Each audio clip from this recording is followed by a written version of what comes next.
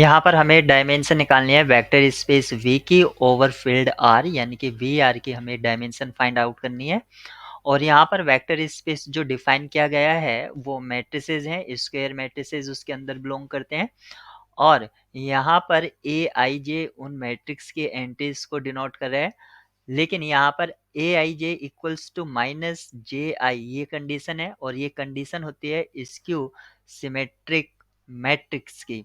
तो अगर एक स्क्यू सिमेट्रिक मैट्रिक्स है जिसके एंट्रीज कॉम्प्लेक्स नंबर हैं, तो वो किस तरह से हो सकता है? स्क्यू सिमेट्रिक मैट्रिक्स होने के लिए डायगोनल एलिमेंट्स आपके जीरो होने चाहिए, तो ये जीरो होंगे सारे डायगोनल एलिमेंट्स। और यहाँ आपके नॉन जीरो एलिमेंट्स हो सकते हैं, पहला यहाँ पर दो नॉन जीरो, इसी तरह ऊपर तक जाएगा n-1 नॉन जीरो एलिमेंट्स का कॉम्बिनेशन ये हो सकता है। नीचे उसके नेगेटिव्स होंगे।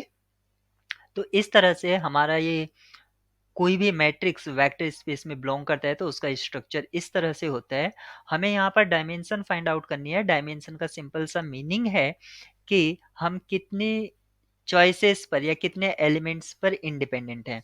तो अगर यहाँ पर जो नंबर ऑफ एलिमेंट्स हैं 1+2 अप टू n-1, ये टोटल नंबर ऑफ पोजिशंस होंगे जहाँ पर हम इंडिपेंडेंट हैं। अगर हम इसका सम निकालते हैं तो क्या होगा, n-1 n डिवाइडेड बाई 2, यहाँ से हमें मिल जाएगा n square minus n divided by 2।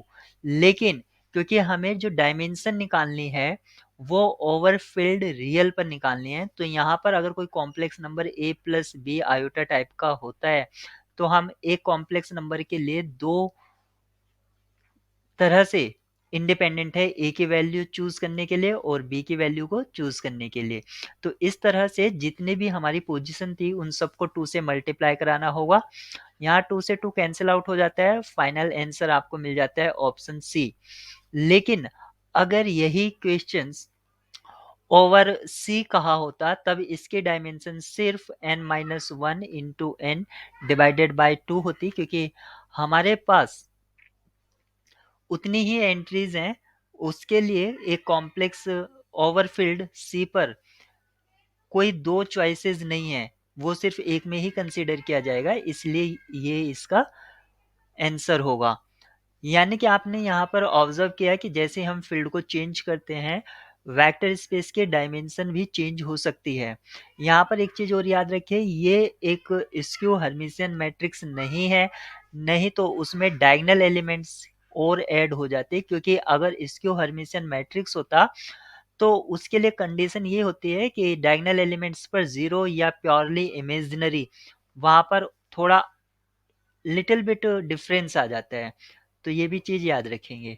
हमें एक मैट्रिक्स ए दे रखा है और हमें ए रेज टू द पावर 102 का ट्रेस फाइंड आउट करना है। ट्रेस फाइंड आउट करने का सिंपल सा मीनिंग है कि आप इसके आइगन वैल्यूज फाइंड आउट कर लीजिए और उनका सम करके ट्रेस मिल जाएगा।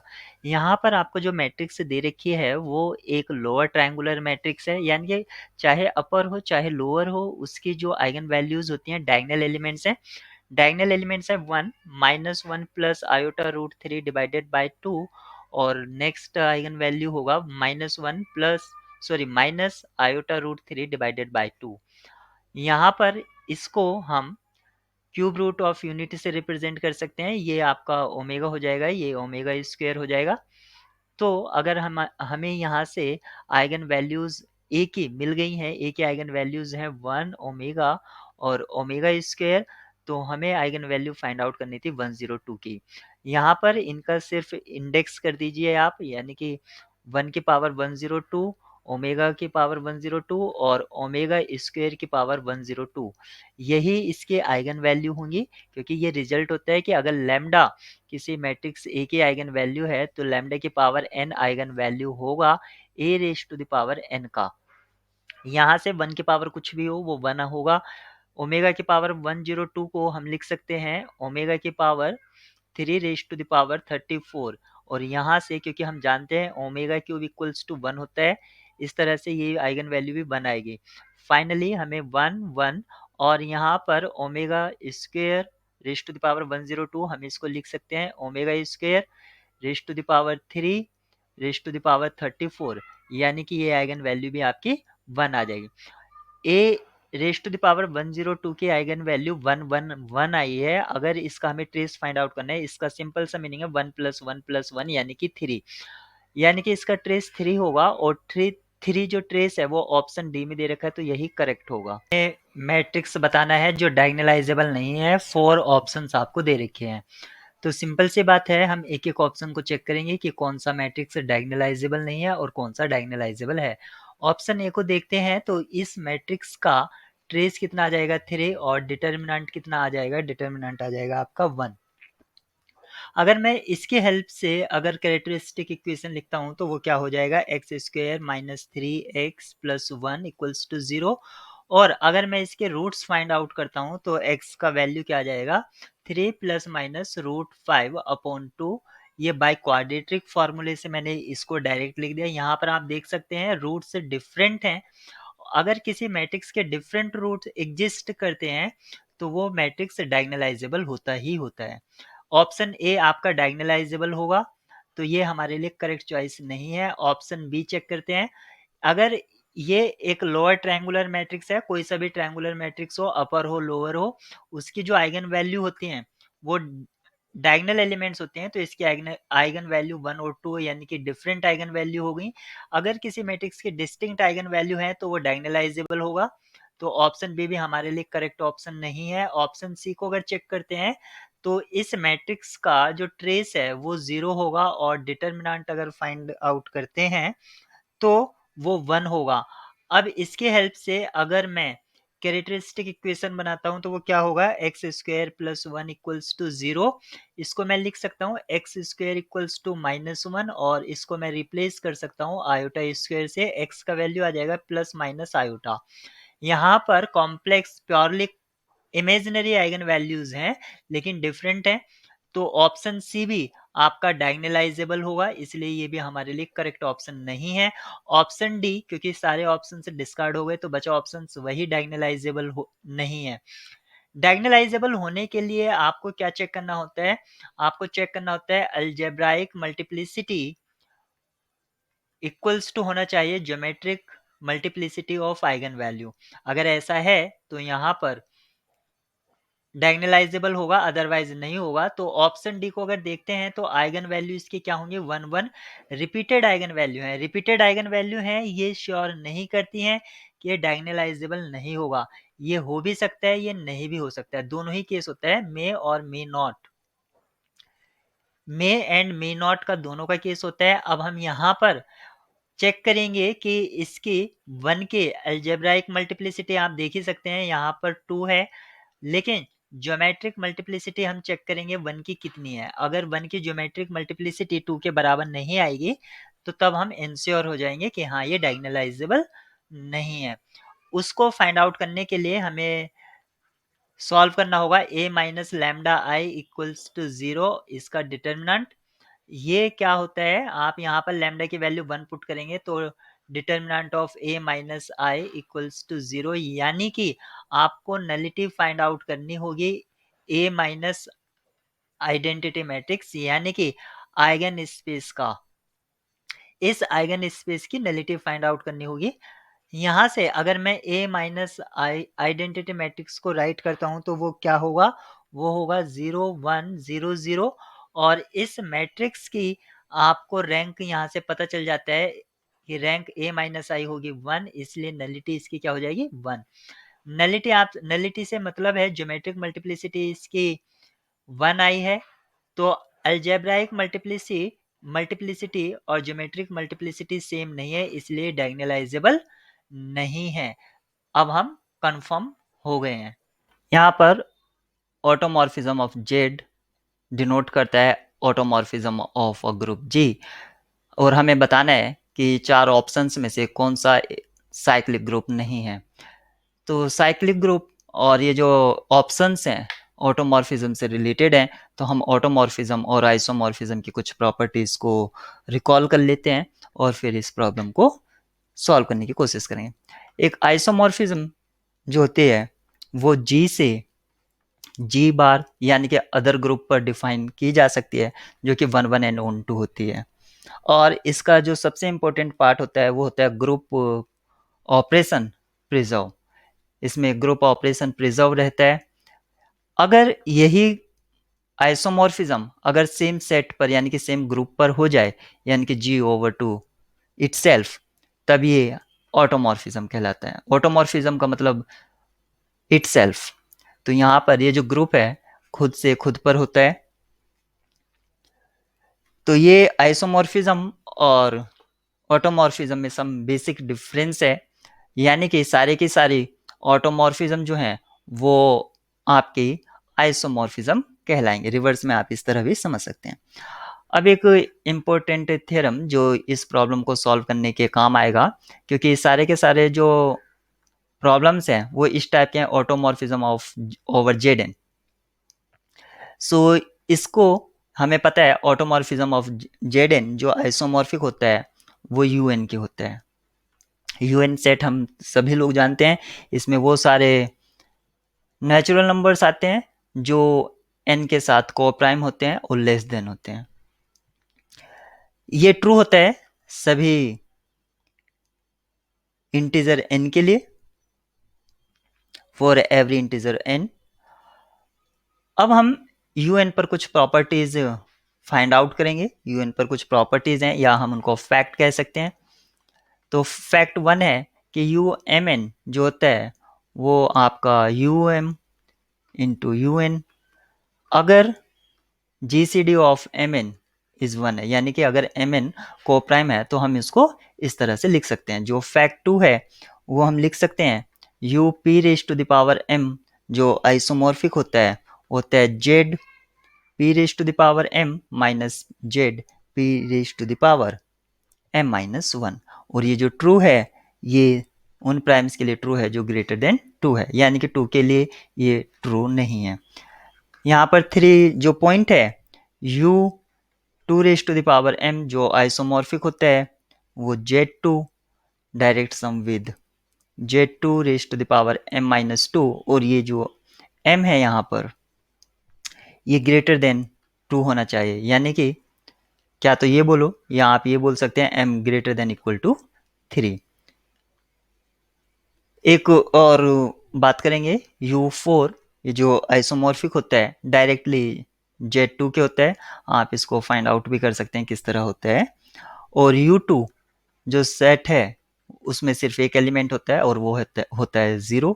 तो ये आपके 4-5 फैक्ट्स हैं। एक फैक्ट और याद रखेंगे, अगर UN साइक्लिक है means if and only if UN cyclic होगा, अगर n का जो वैल्यू है वो 1 2 4 या p raise to the power k या 2p raise to the power k है, अगर इस टाइप से है where p is odd prime and k is greater than equal to 1, where p is odd prime का मतलब यानी कि 2 नहीं होना चाहिए, बाकी कुछ भी हो सकता है क्योंकि 2 इवन प्राइम होता है, ओड प्राइम है और k का जो वैल्यू है वो ग्रेटर देन इक्वल टू 1 है।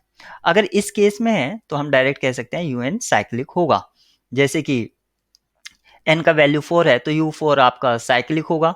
तो पहला ऑप्शन आपका यहीं पर डिस्कार्ड हो जाता है, क्योंकि हमें पहले चेक करना है ऑटोमॉर्फिज्म, ये फर्स्ट ऑप्शन है ऑटोमॉर्फिज्म ऑफ Z4, और हमें ये पता करना है कि साइक्लिक है या नहीं है। जो फैक्ट अभी हमने डिस्कस करे उसकी हेल्प से हम लिख सकते हैं ये आइसोमॉर्फिक होगा U4 के। और अभी मैंने बताया कि UN साइक्लिक होता है अगर या if and only if n का value 1 2 4 p raise to the power k या 2 p raise to the power k type का होता है। तो यहाँ पर 4 है तो U4 जो है वो साइक्लिक होगा, या पहले मैंने बताया ये जो आइसोमॉर्फिक होता है Z2 के, और Z2 भी साइक्लिक होता है। दूसरा है ऑटोमॉर्फिज्म ऑफ Z6, और Z6 जो है वो आइसोमॉर्फिक होगा U6 के, और U6 को हम लिख सकते हैं U2 इंटू U3, क्योंकि यहाँ पर 2 3 का जो GCD है वो 1 होता है, या U6 को हम लिख सकते हैं 1,5, इसमें 2 ही एलिमेंट्स होंगे और ये आइसोमॉर्फिक होगा Z2 के, और Z2 जो होता है हमारा साइक्लिक ग्रुप होता है। बात करते हैं थर्ड सेट की, ऑटोमॉर्फिज्म ऑफ Z8, और Z8 जो आइसोमॉर्फिक होगा वो U8 के होगा, और U8 को हम लिख सकते हैं U2 raise to the power 3, और ये आइसोमॉर्फिक होता है Z2 direct sum with Z2। ये Z2 कैसे आया, क्योंकि हमें पता है कि Z2 direct sum with Z2 raise to the power m-1, sorry m-2, and m जो है यहाँ पर ग्रेटर देन इक्वल टू 3 है, तो यहाँ पर 3 है तो 3 - 2 1 आएगा, तो यहाँ पर ये इस तरह से Z2 आ जाता है। और ये हम जानते हैं कि ये जो है नॉट साइक्लिक होता है। इसको आप देख भी सकते हैं किस तरह ये नॉट साइक्लिक होता है। यही हमारा डिजायर्ड ऑप्शन होगा। और 4 में जो था automorphism of Z10, automorphism of Z10 ये आइसोमॉर्फिक होगा U10 के, और U10 जो सेट होता है वो होता है 1 3 7 9। और अगर हम जनरेटर 3 की बात करें तो वो इसको जनरेट कर पा रहा है या नहीं देख लेते हैं। ये क्या होगा, 3 रेज टू द पावर 1 3 हो जाएगा, 3 रेज टू द पावर 2 9, ये हो जाएगा 3 रेज टू द पावर 3 27, और जब इस पर मॉड्यूलो अप्लाई करेंगे तो ये आपका होगा 7, क्योंकि मॉड्यूलो 10 भी इस पर वर्क कर रहा है, और 3 रेज टू द पावर 4 जो होगा वो 1 होगा, यानी कि 81, और मॉड्यूलो अप्लाई करने पर वो 1 रिमाइंडर दे देगा। तो यहाँ पर पूरा का पूरा जो सेट है वो 3 से जनरेट हो रहा है, तो इसका मतलब है वो साइक्लिक है U10 भी। तो हमारा जो डिजायर्ड ऑप्शन है वो ऑप्शन सी है, automorphism of Z8 is not a cyclic group. यहाँ पर हमें एक लीनियर ट्रांसफॉर्मेशन T डिफाइन है जो R3 से R3 पर डिफाइन है, और किस तरह से वो अपने इनपुट को आउटपुट में सेंड करता है वो आप यहाँ पर देख सकते हैं। हमें dimension of range space of T square चाहिए, यानी कि रैंक चाहिए टी स्क्वायर की। टी स्क्वायर का रैंक चाहिए, तो इससे रिलेटेड, रैंक से रिलेटेड कुछ रिजल्ट्स होते हैं, उसको रिकॉल कर लेते हैं। रैंक ऑफ ए और ए ट्रांसपोज का रैंक सेम होता है।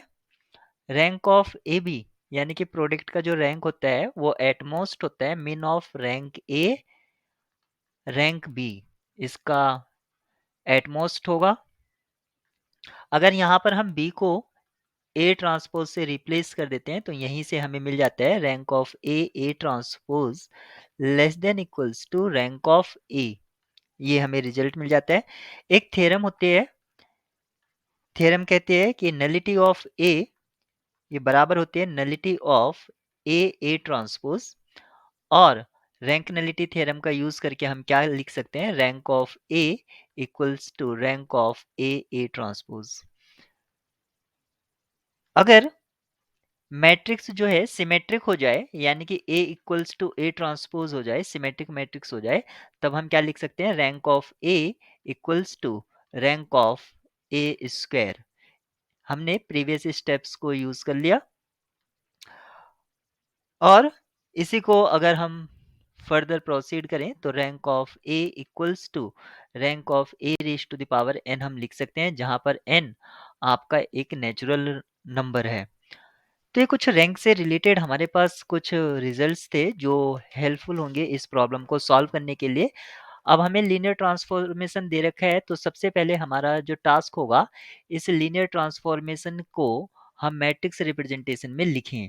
तो इसका matrix representation standard order basis के रेस्पेक्ट में, जिसको मैं टी बीटा से नोट कर सकता हूँ, वो क्या होगा, 1 3 2। आप सब जानते ही हैं कि मैट्रिक्स रिप्रेजेंटेशन कैसे निकालते हैं, मैं जस्ट आपको ओवरव्यू दे रहा हूँ।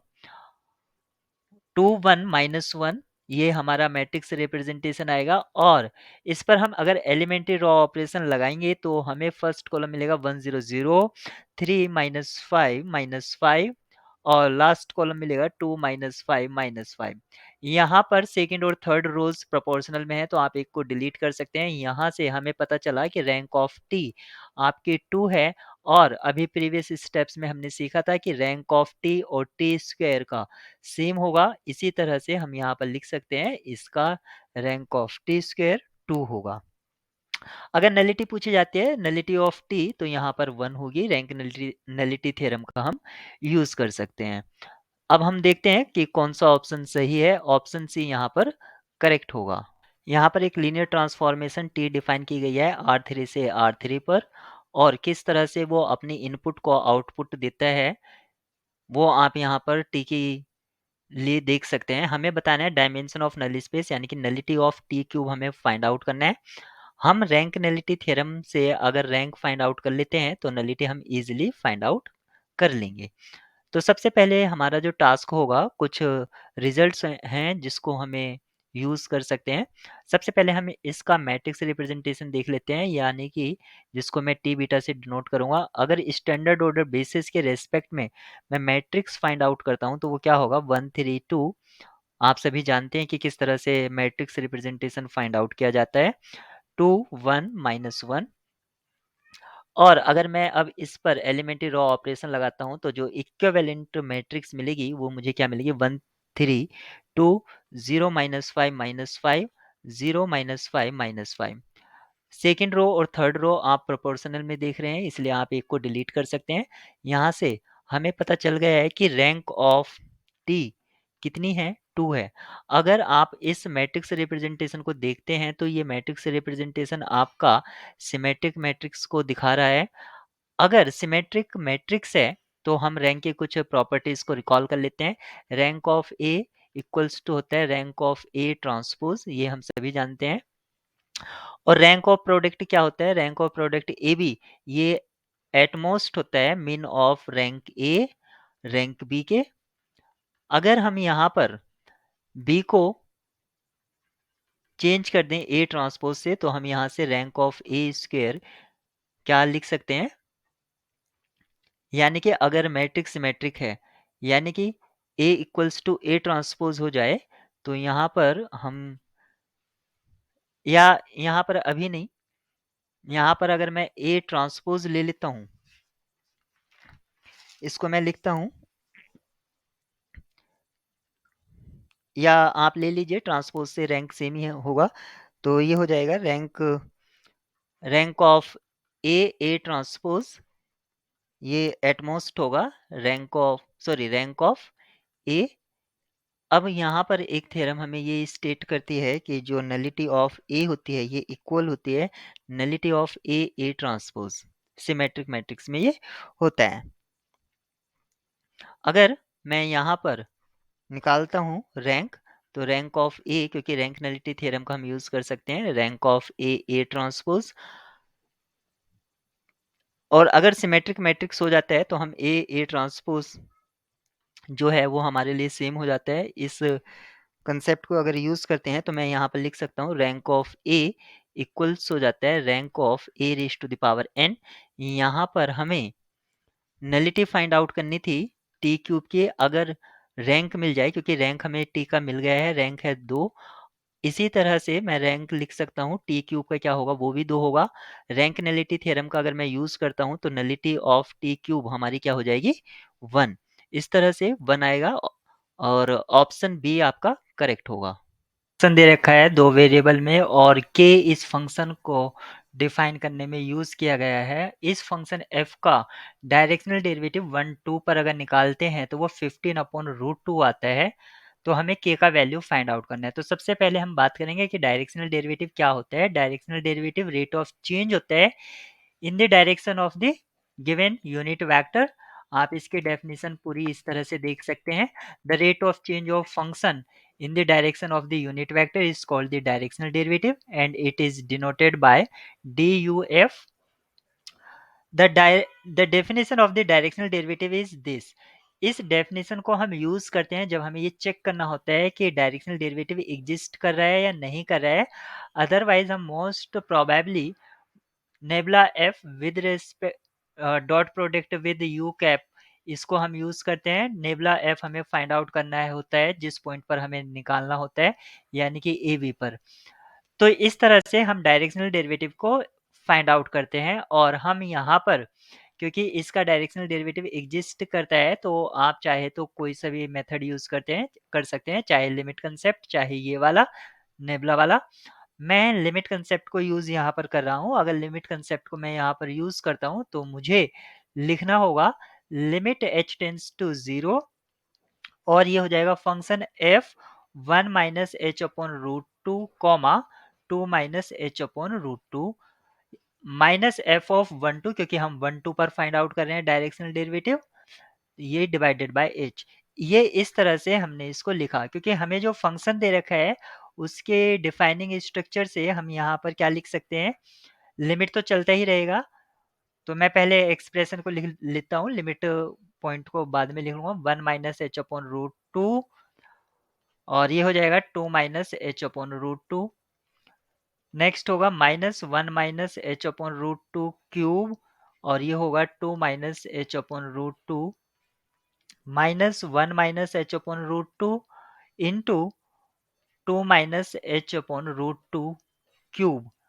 इस तरह से हमें ये मिलेगा। फिर हम F12 की वैल्यू निकालेंगे। F12 की जो वैल्यू है वो आएगी 2k - 10, लेकिन नेगेटिव है इसलिए लिखेंगे 2k + 10 divided by H. H हमारा चलता रहेगा, और ये जो डायरेक्शनल डेरिवेटिव आएगा इक्वल, ये किसके आएगा, 15/2 के इक्वल होगा, और हमारी जो लिमिट थी इस एक्सप्रेशन के लिए वो जा रही थी 0 को। अब यहाँ पर आप देख सकते हैं कि अगर मैं लिमिट यूज़ करता हूँ तो ये इन्फिनिटी को जाएगा, जबकि यहाँ पर ये लिमिट इन्फिनिटी नहीं, ये 15/2 के इक्वल होनी चाहिए, फाइनाइट वैल्यू होनी चाहिए।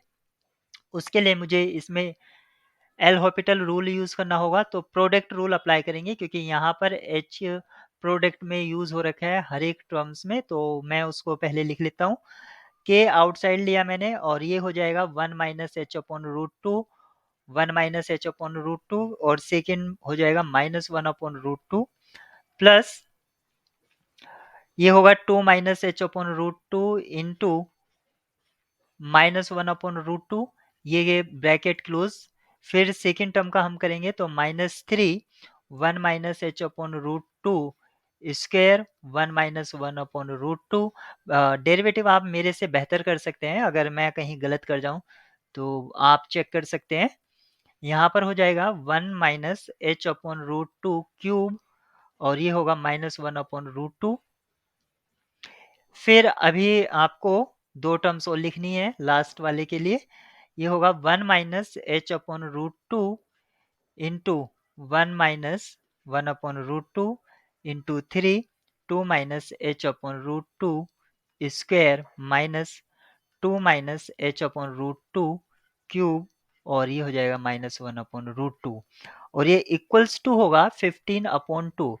यहाँ पर ये जो k वाला एक्सप्रेशन है जिसको मैंने सर्कुलर किया है, इसका डेरिवेटिव 0 हो जाएगा, क्योंकि हम k के रेस्पेक्ट में कर रहे हैं, डिवाइडेड बाय h, यानी कि h का डेरिवेटिव 1 हो जाएगा। तो हमें यहाँ पर लिखना होगा लिमिट h टेंड्स टू 0, इसकी हमें लिमिट फाइंड आउट करनी है। अगर मैं इसकी लिमिट फाइंड आउट करता हूँ तो अब मुझे डायरेक्टली इसमें लिमिट पुट करना होगा। तो जब मैं लिमिट पुट करता हूँ h 0, तो ये क्या आएगा, k -1/√2 प्लस 2 इंटू -1/√2। ये k terms first two terms हो गई। फिर नेक्स्ट आएगी -3 -1/√2 इंटू 2 -1/√2, और फिर मिलेगा -1/√2 into 3 into 4 -8 into -1/√2 equals to 15/2। इस तरह से आपको यहाँ पर लिमिट मिली है इन टर्म्स ऑफ k। अब यहाँ से k का अगर वैल्यू फाइंड आउट करना है तो सबसे पहले आप इस एक्सप्रेशन को सिंप्लीफाई करेंगे, -3k/√2 प्लस 6/√2 प्लस 1/√2 प्लस 12/√2, सभी को आपको यहाँ पर सिंप्लीफाई करना होगा, और इक्वल्स टू आपके चल रहा है 15/2। यहाँ से जब आप k का वैल्यू फाइंड आउट करेंगे तो k का वैल्यू आपको मिलेगा 4। तो इस डायरेक्शनल डेरिवेटिव जो कि 15/2 दे रखा था, यहाँ पर k का वैल्यू 4 आ जाता है। यहाँ पर आप जो शुरुआत से ही 15/2 लेके चल रहे हैं वो √2 है, √2 से √2 कटेगा तभी आपका ये k का वैल्यू आएगा। तो ये थोड़ा मेरा मिस्टेक रहा, लेकिन कैलकुलेशन में फाइनली मैंने इसको करेक्ट कर दिया है। k का वैल्यू 4 होगा, यानी कि ऑप्शन बी आपका करेक्ट